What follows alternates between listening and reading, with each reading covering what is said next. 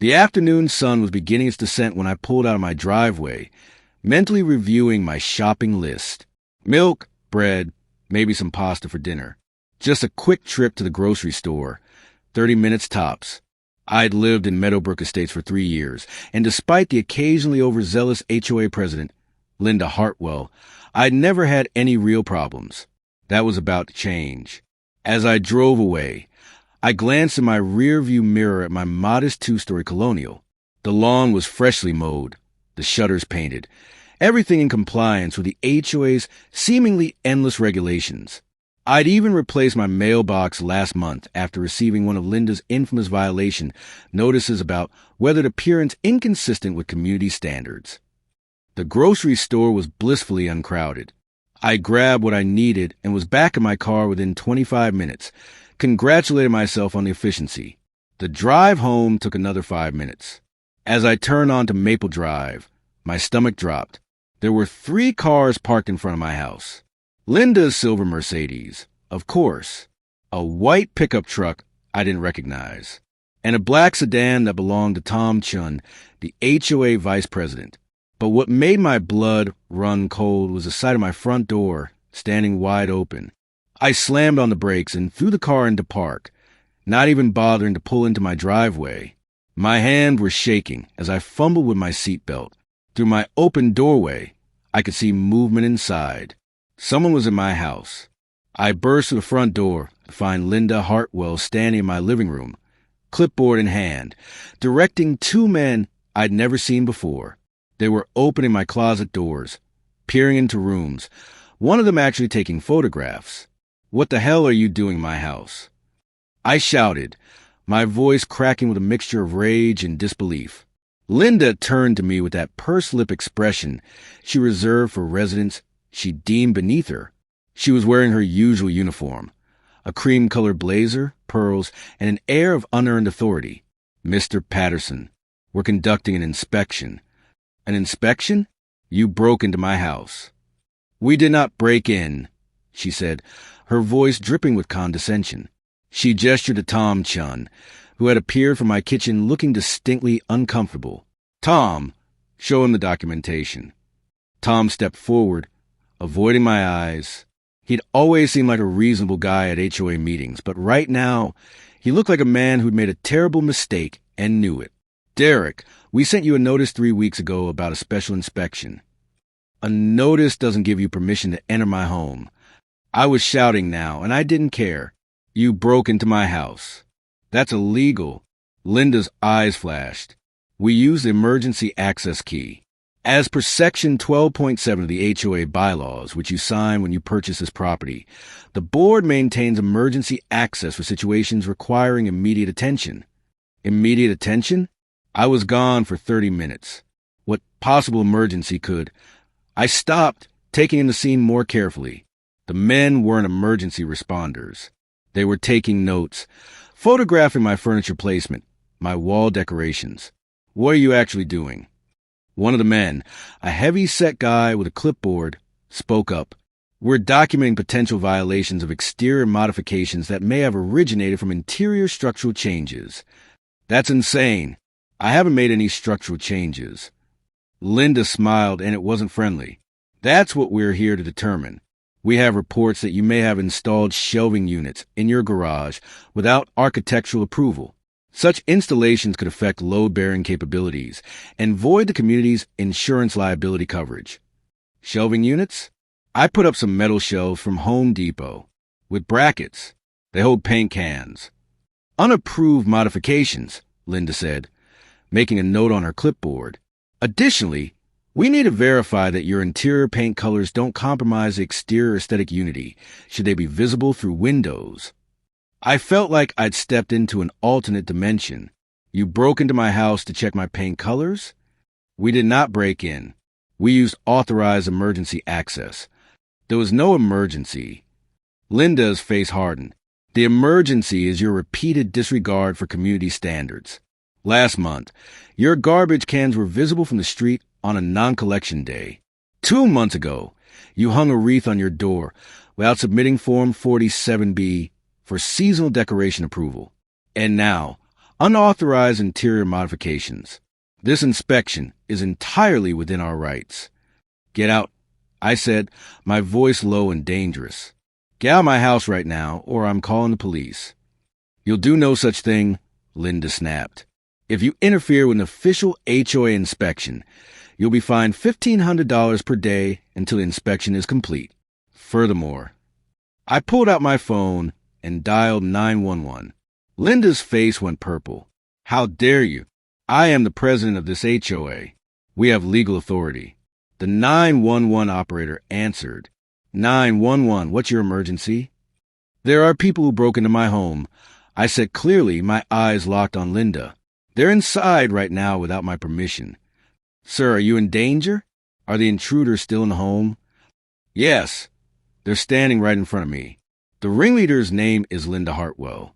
Linda actually shrieked. Ringleader? How dare you? Tom, call our lawyer. Call him right now. The operator's voice became more urgent. Sir, stay on the line. Units are being dispatched to your location. Do not engage with the intruders. They claim to be from my HOA. I continued, watching Linda's face cycle through shades of red I didn't know existed. They say they have a right to be here, but I never gave them permission to enter. Officers are en route. Estimated arrival time is 3 minutes. Linda was frantically gesturing at Tom and the 2 other men. Out! Everyone out! This is entrapment. This is harassment. We'll sue him for everything. You'll sue me? I couldn't believe what I was hearing. You broke into my house. We had authorization. Linda was backing toward the door now, her composure completely shattered. The bylaws clearly state. The bylaws don't override the law. I shouted back. Tom was already outside, practically running to his car. The 2 men with clipboards weren't far behind. But Linda stood her ground in my doorway, shaking with rage. You've made a terrible mistake, Mr. Patterson. A terrible, costly mistake. When the police arrive and confirm that we had legal authority, you will be hit with fines that will make your mortgage payment look like pocket change. You will be sued for defamation, for false imprisonment, for interfering with HOA operations. I will personally ensure that you lose this house. Sirens wailed in the distance, getting closer.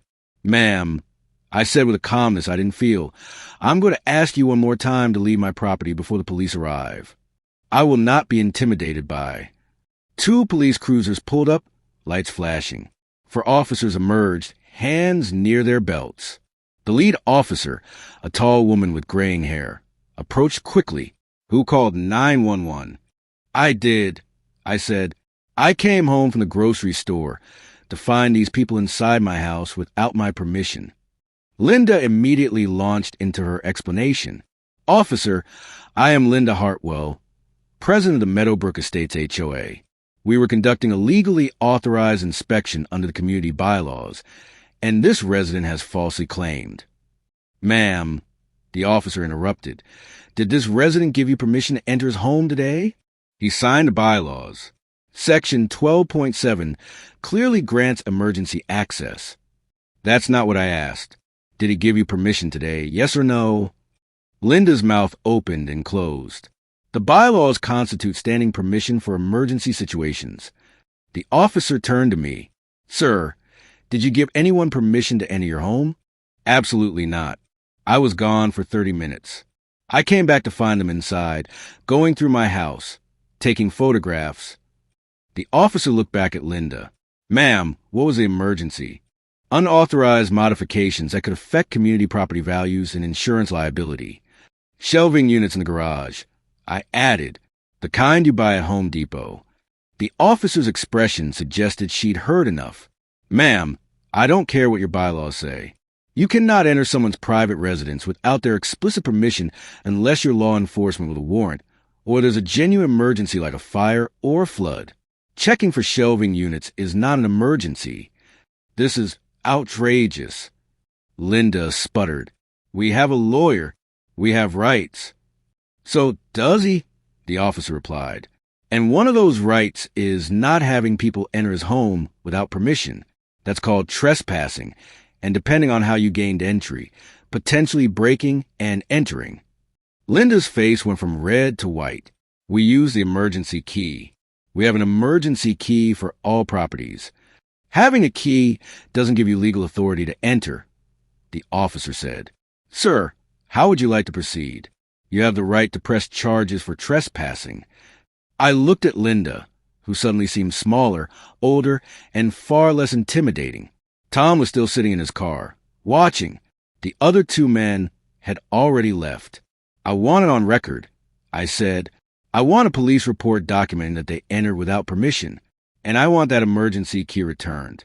If the HOA wants to enter my property in the future, they can get a warrant like everyone else. The officer nodded. Ma'am, I'm going to need to see this emergency key. Linda's hands were shaking as she produced a small key ring from her designer purse. The officer placed it in an evidence bag and handed it to me. You'll be receiving a copy of the police report, the officer told me. I'd recommend changing your locks tonight. And ma'am, she turned to Linda, I'd recommend your HOA board consult with your attorney about your bylaws and their legal limitations. What you did here today is not legal, no matter what your documents say. Linda left without another word, her Mercedes tires squealing slightly as she pulled away.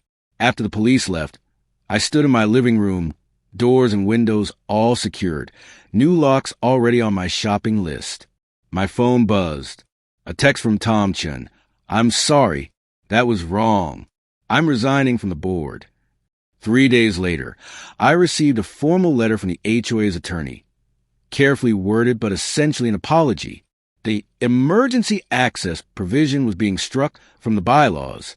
Linda Hartwell had decided to pursue other opportunities and was no longer HOA president. I never found out who reported my garage shelves, but they're still there, holding paint cans, completely unmodified and perfectly legal. And my doors stay locked with keys that only I possess. Because in the end, no bylaw, no Karen, and no HOA president gets to decide when they can walk into my home. That right belongs to me alone.